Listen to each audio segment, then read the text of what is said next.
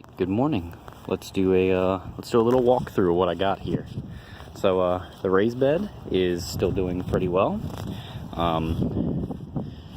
We've got so on the left side here it's completely untilled. I haven't really messed with it at all. I am going to mess with it because when doing the right half with the carrots and then this other little quadrant here, I just really loosened up the soil and got out all the Bermuda grass with the intention of putting cabbage there. And so anyway, on the left side here we do have the kale that overwintered, but now as I'm kind of weighing the pluses and minuses of collecting seed from that kale versus getting rid of the Bermuda grass so I can actually have a decent crop this year. The seed isn't as prominent in my mind now. That being said, I will probably still find a way to leave 1 or 2 plants to collect seed from, as I do have kale started to do like an actual crop, over to the right here, with my actual, garden. And so I think what I'm going to do here is the Bermuda grass is creeping in from the edges of the box, and I think I'm going to just do some serious digging around the edges here and see if I can't just mulch the outside of the box. It won't eliminate the problem, but it'll probably get me through a season or two without having to really do this every single couple months, which obviously isn't good for any plant roots. All over to the left here, before I get to the rest of the garden, I just want to show you guys my little army I have started here.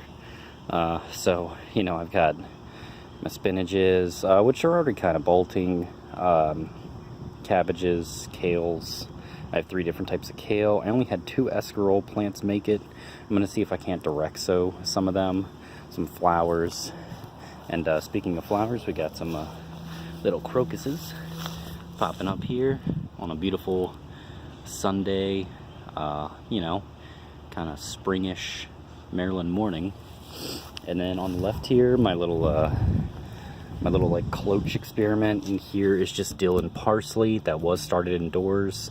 My dill and parsley plant I had last week did really great for like an entire week under here, even with the freezing temps at night. So I'm gonna harden them off in this. I mean, they're already kind of ready to go, and I'll transplant them probably as soon as I possibly can. And then I have my gooseberries here budding. I have a couple sage plants that I'm trying to propagate, because where I had planted my sage just kind of got overshadowed by my rosemary tree that's coming up. Here in this empty space I've put some cilantro. Don't know if I covered that in the last video. And then my little experiment here, leaving these outside, I did make a post on this. They're alive, I'm pretty sure. Like with this this Russian kale here, the middle leaf is green and the outer leaves are definitely completely bleached by the sun, but they are still technically alive. Spinach is still nice and green. And like I said, this is about a 50% compost mixture. It's leaf grow compost, so I have faith in these guys still. Now I'm still hardening off the plants so that I can not be so stunted when I do go to put them in. I'm shooting for the end of March here, as that's when the next full moon is. And I have heard the full moon is the best time to transplant, as you will get that nighttime photosynthesis. I don't know how much truth there is to it, but that's my goal. And then so I've only really messed with a couple beds here.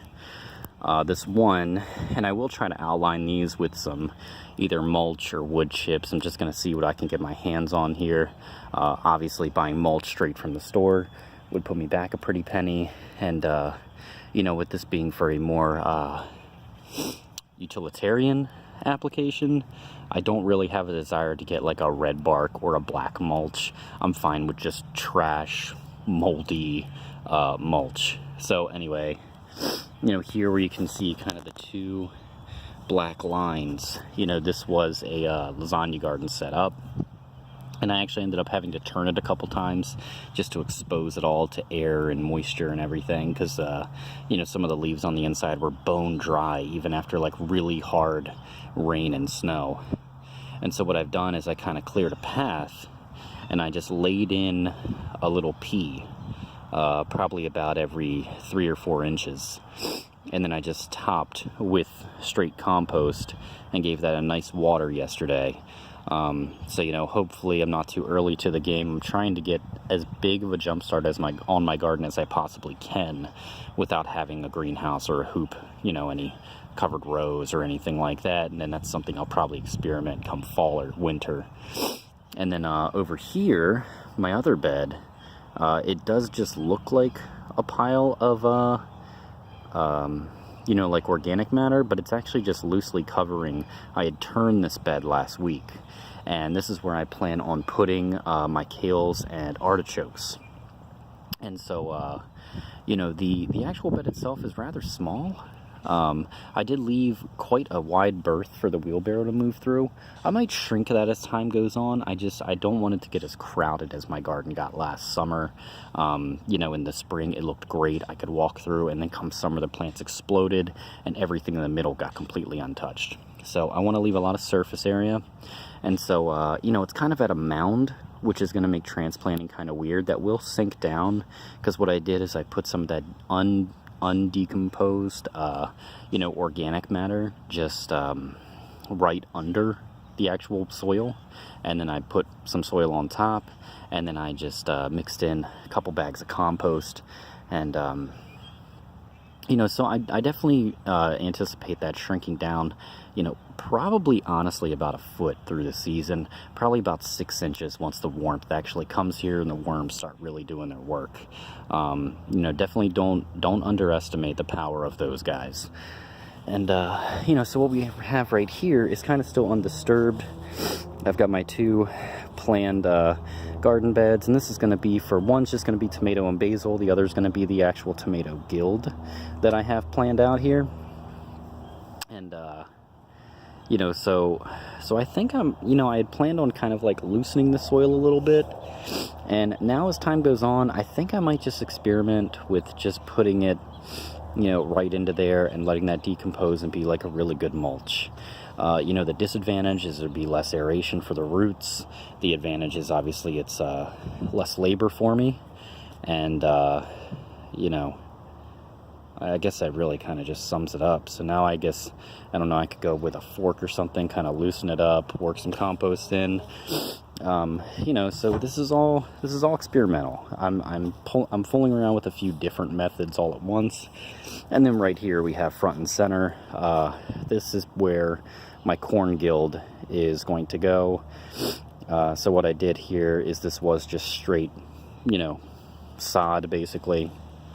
Yesterday I got a wild hair up my ass, decided to completely flip it, and you know, so basically what I did was I emptied out a row, flipped the grass over, so the grass is now roots sticking up, and then put more soil on top of that, and then keep going. So then you flip another thing of sod, put the soil on top, flip another thing of sod, and then you take what you have on the far end, and then you flip that sod, put it over here. And then I also, you know, worked in a little bit of compost. I still had some left in the bag. I plan on getting more today. And then this is actually about 3 bags of horse manure. And it's not straight manure, it is partially composted. I don't know to what extent. This is from a good friend of mine. And so, you know, it's there's definitely some fresh horse beans in there that probably need to decompose a little bit. So what I've done, just kind of as a wild experiment, I went to a seed exchange yesterday, got some lettuce seeds. I just shotgun some lettuce seeds in there, and I'll just see what comes up. And, you know, obviously if there's some extreme yellowing and they're being burned by the nitrogen, you know, then I'm going to have to reconsider my plans for this garden. But, you know, I really do think that it's pretty much decomposed, you know, won't be as hot. I don't think horse manure is as hot as, you know, like chicken manure, for example, and I'm really not too worried. And then finally, you know, this little pile of leaves over here is my asparagus bed. I'm going to put some other stuff in there. And then right to the left here, where this little grassy area is, I think I'm just going to turn it all and I'm just gonna turn it into wildflowers. I love having wildflowers. They're completely zero effort. I just mix in some seed, I water a few times, you know, the rain takes care of most of it, and then they just do their thing. It keeps the birds happy, keeps the bees happy, butterflies, everybody likes the flowers. And then you know, over here got some comfrey coming up strong, and got some strawberry plants that you can kind of make out another one. It's kind of living inside the comfrey here. One over here. And I had actually planted these. Oh, one over there too. I planted these, I don't remember if it was last year or the year before. This is before I was keeping a gardening journal. And I really kind of thought they died. This whole thing got run over by weeds. You know, I had to seriously trim back this rose bush. The whole thing was just crowding it. And you know, the rose bush really isn't worth a lot to me if all it's doing is overshadowing everything, and these knockout roses really just take over. And so what I've done in this empty space here is I've just put some radishes. Now, I do intend on maybe putting a few more interesting crops here, maybe even just, you know, put my flowers here. This year would be probably a decent bet. But, you know, for me, it's all about utilizing the space I have. There's some compost here on the surface. You know, if you haven't gathered, my entire focus is just always building soil. Manure, compost, grass, straw, fallen leaves in the winter, or excuse me, in the fall. You know, like, just keep building soil. And then, as you can see, I've really consolidated everything. You know, I plan on having just one good strip here, and then I've got my random garden bed, and I've got my herbs right next to the house. But really, you know, the focus is just keeping like one nice strip. Everything's organized, and then you know, having a few like crops on the outside. So you know, I think I've rambled on enough. Here's my garden. Hope you guys like it, and I'll definitely keep you updated as the season moves on.